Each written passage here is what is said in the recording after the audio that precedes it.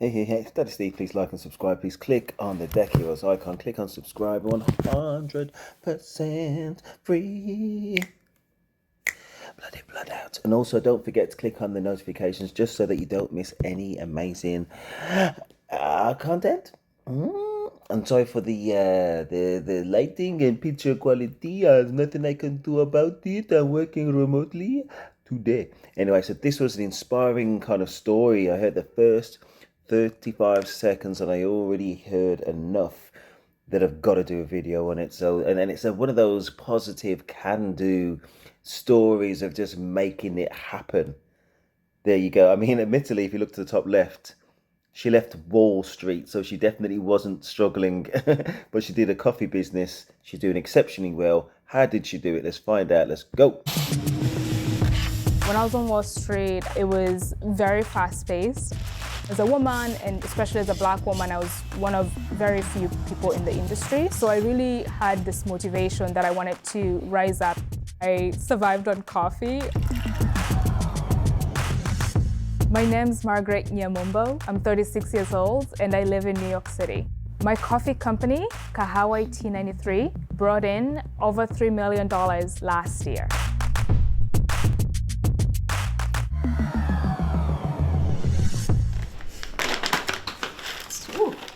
First I smell it. I am like at 3 cups now a day, so I feel like that's the limit before I start getting jittery. KAHAWA T93 is a specialty coffee company. We source coffee from women farmers in Africa, and we give back to empower them. Kahawa means coffee in Swahili, which is the language that we speak in Kenya. And 1893 is the year that coffee was first commercially grown in Kenya.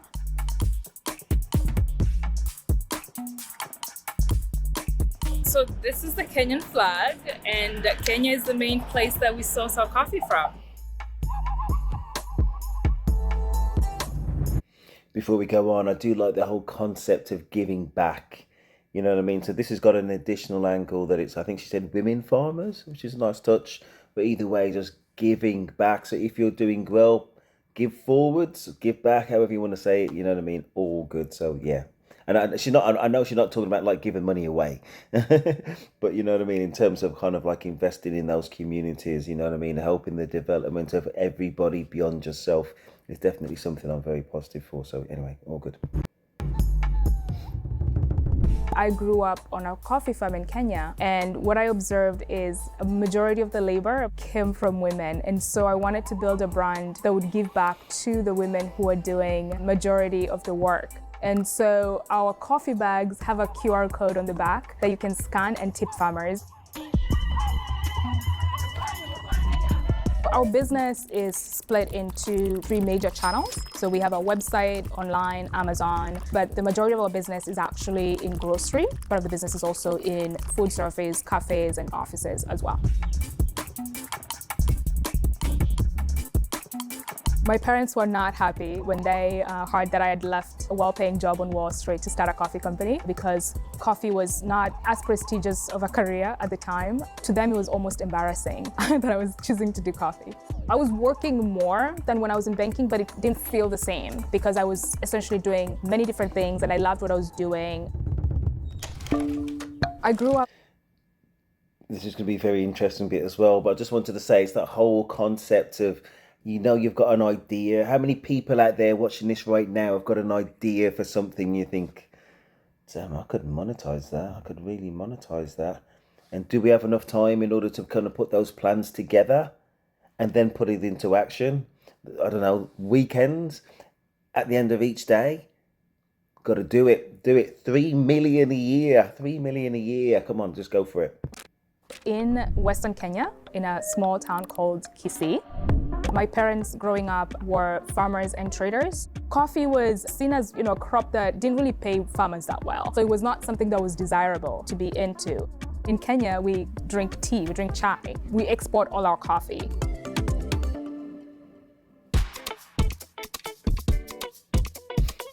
I remember my first cup was on my flight here.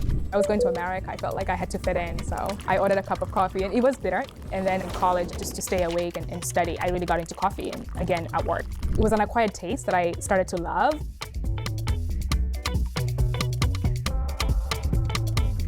I was covering consumer packaged goods, and it's during that process that I really got interested in studying a brand, because I learned how different brands had been started, and I realized that brands, even Fortune 500 companies that are household names at one point, had very small, humble beginnings. And so coffee to me was a natural match because I had this experience growing up on the farm. It's been a family business.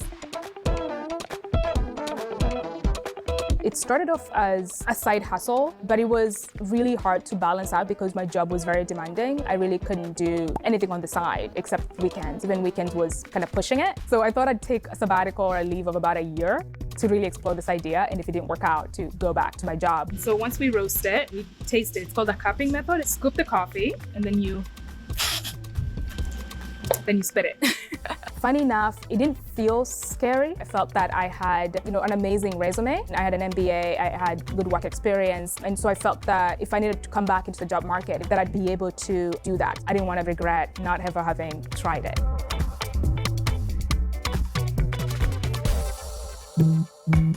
We are a small company still, so I'm involved from choosing which coffees we're going to roast this week, cupping the coffees, sampling them, all the way to thinking about marketing strategies for that week, talking to investors, customers, checking in with our customer service team, and overall just setting the strategy for the team. So for the packaging, we give it this color, which reflects the vibrant African colors. The bags also have animals, which is a safari theme, which reckons back to this dynamic landscape of the Masai Mara, the safari back in Kenya. So when we first started the brand, I was basically working around the clock. I wake up, I'm thinking about it. I was dropping off packages at the post office. I was roasting. I was doing tastings. At night, I'm sending emails, posting on social. The first year was fully self-funded from my savings and reinvesting any profits that we got. So didn't raise any money or debt for that first year. That's actually impressive to be debt-free going into the first year. I mean, obviously that means that she's got her product up and running, she's covered her fixed costs, she's covered that initial marketing, and she's also got some product getting out there to market, you know what I mean, and generating enough sales. So yeah, brilliant. But yeah, again, got to go for it, or you don't know. Then the pandemic hit, and that business went away overnight. I was really in a very weird state. I didn't know what was going to happen next. I used up all my savings, and I had about $50,000 in credit card debt. I was about to get a part-time job to start to supplement the business as it grew. And then we got a lucky break. We got contacted by Trader Joe's, and they were interested in bringing the coffee brand into their stores as our own brand. So that was the first time I felt like, oh my God, we have something here, and really began to invest in making sure that we could get the product in the store. And so that was the first time that we needed outside investment. So it was very stressful. It was also a very short period of time. And during the pandemic, which is when the supply chain issues just took off. So it was a very unique time to be. I was smiling about how much money she managed to raise, as of just over $250,000 from friends and family. I think her family's doing quite well at the end. But anyway, again, brilliant, and an excellent story. Be able to be doing something that big. We were going to be the first Black and woman-owned coffee brand to be in Trader Joe's, and somehow it took off. We started getting calls from other retailers, so like Target, Sprouts. It's like we were dealing with Trader Joe's, but also now suddenly we had to source for other retailers. 3 years later, I've been able to have a salary and I'm out of credit card debt. I actually have zero. Oh, that's a good coffee. Yeah. I'm a tea girl, but that's a good cup of coffee. I'm very, very, very particular about my coffee. It's been an amazing relationship. It's been life-changing for the business. I think the amount of exposure that we were able to get from the show actually went viral in Kenya. So that was kind of a surreal moment. On our website, we charge from $16 to about $20 for a 12-ounce bag of coffee. In deciding what we charge for a bag of coffee, we kind of think about three things. So first is the price of the unroasted coffee, which we call green coffee. Most of the cost is actually getting the coffee from unroasted to its final destination. And then the cost of roasting the coffee, packaging it, transit, we bake in a little bit of profit. We also look at what are other coffee brands charging.